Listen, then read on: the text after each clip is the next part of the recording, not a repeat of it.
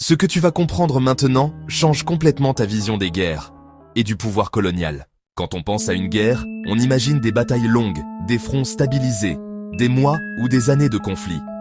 La Première Guerre mondiale a duré 4 ans, la Seconde, 6 ans.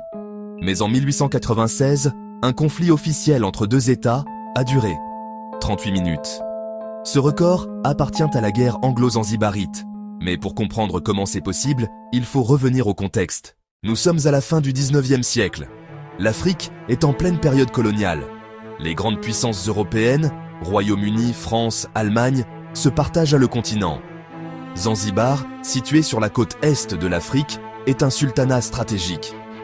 Pourquoi stratégique? Parce qu'il contrôle des routes commerciales clés, épices, ivoire et malheureusement, commerce d'esclaves. Le Royaume-Uni a déjà une influence massive sur le sultanat. Officiellement, Zanzibar est indépendant. Dans les faits, Londres décide en grande partie de sa politique. En août 1896, le sultan pro-britannique meurt soudainement. Un autre homme, Khalid ibn Bargash, prend le pouvoir sans l'accord du Royaume-Uni. Problème, les Britanniques veulent un autre candidat, plus favorable à leurs intérêts. Ils lancent un ultimatum clair.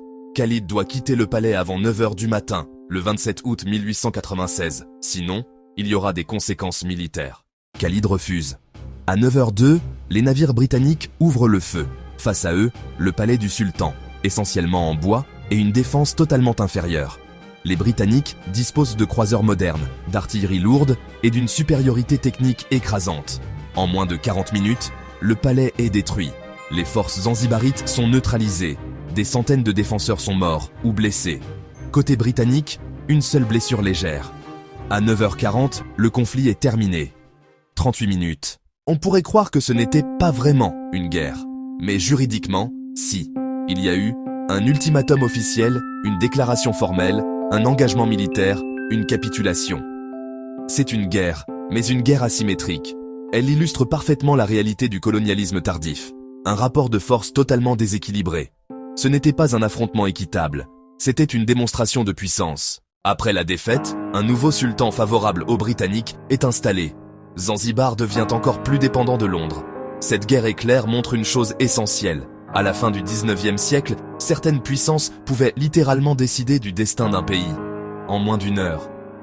Ce n'est pas la durée qui définit l'importance d'un conflit, c'est ce qu'il révèle sur l'équilibre du monde. La guerre la plus courte de l'histoire n'est pas qu'une anecdote amusante.